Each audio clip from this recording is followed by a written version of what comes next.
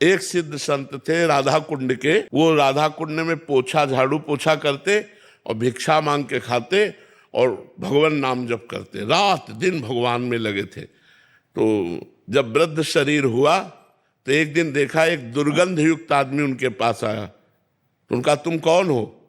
तो उनका बाबा तुम्हारा प्रारब्ध। बोले क्या रूप लेके आए हो? बोले 12 साल अब तुमको कुष्ठ रोग होगा। मैं कुष्ठ रोग हूं, गलित कुष्ठ तुम्हारे शरीर में। उनका 12 साल, हमारे पास टाइम थोड़ी राधा कुंड की सोहनी लगानी है, पोछा करना है, ये हमारे तुमसे नहीं पूछेंगे। ये बड़े बड़े भजनानंदी की बात कहते।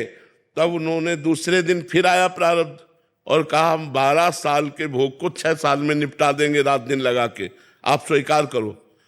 तो उनका 6 वर्ष तो बहुत होते, 6 वर्ष हमारे पास टाइम नहीं। वो आए और उनका बाबा 1 महीना, हम पूरा 12 साल का कष्ट 1 महीना में भगवा देंगे। बोले 1 महीना भी नहीं। तो बोले बाबा 24 घंटा, बस सड़ जाओगे 24 घंटे में, कोई दवा नहीं लोगे, कोई सेवा नहीं करेगा। बोले वादा पक्का। 24 घंटे अपने शिष्यों से कहा कि मैं जा रहा हूं कमरा में, 24 घंटे बाद निकलूंगा, चाहे जितना चीखू कोई आना नहीं, कोई औषधि नहीं, किसी से बात नहीं। और सिटकिनी अंदर कुटिया की बंद, जे ही बंद की और कहा आ जाओ, तो पूरा नख से सिक तक सड़ गया, दुर्गंध पड़ गई, इतना भीषण पीड़ा। 24 घंटे भोगने के बाद वो खत्म हो गया।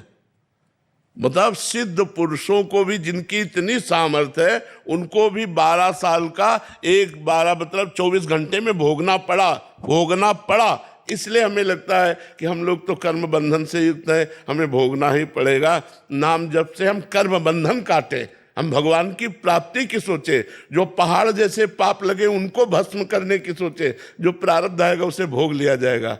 संघर्ष में जीवन तो है ही।